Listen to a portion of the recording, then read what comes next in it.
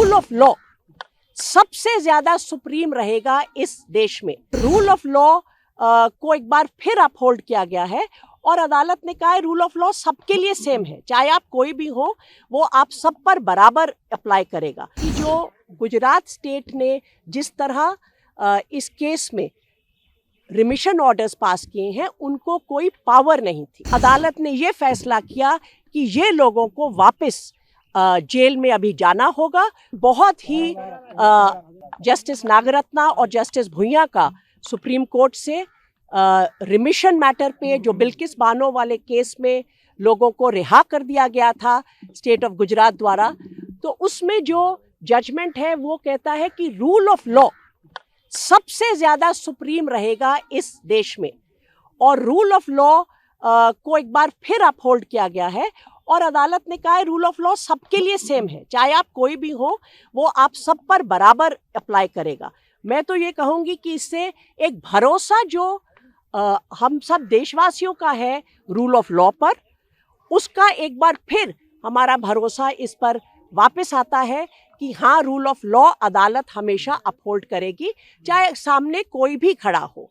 और उन्होंने कहा है कि जो गुजरात स्टेट ने जिस तरह इस केस में रिमिशन ऑर्डर्स पास किए हैं, उनको कोई पावर नहीं थी।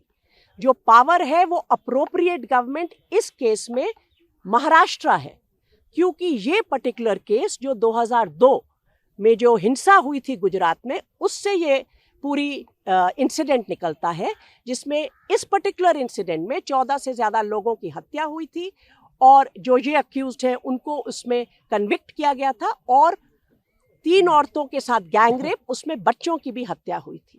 ये केस का ट्रायल स्टेट ऑफ गुजरात से निकाल के सुप्रीम कोर्ट ने स्टेट ऑफ महाराष्ट्र में भेजा था ताकि फेयर ट्रायल हो सके। वहां पर कन्विक्शन होती है स्पेशल कोर्ट में, वो कन्विक्शन सुप्रीम कोर्ट तक अपहोल्ड होती है।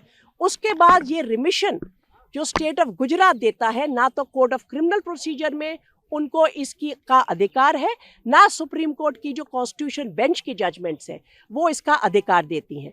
तो एक तरह से ये पूरा का पूरा जो सिलसिला चला, ये without the authority of law था, उसमें कोई भी तथ्य नहीं थे और कानून के खिलाफ था। अगर कोई ऑर्डर कानून के खिलाफ होता है और उसमें कोई भी स्टेट एक्ट करता है, उसको सेट असाइड कर दिया जाता है, क्योंकि वो कानून की नज़र में फैसला है ही नहीं।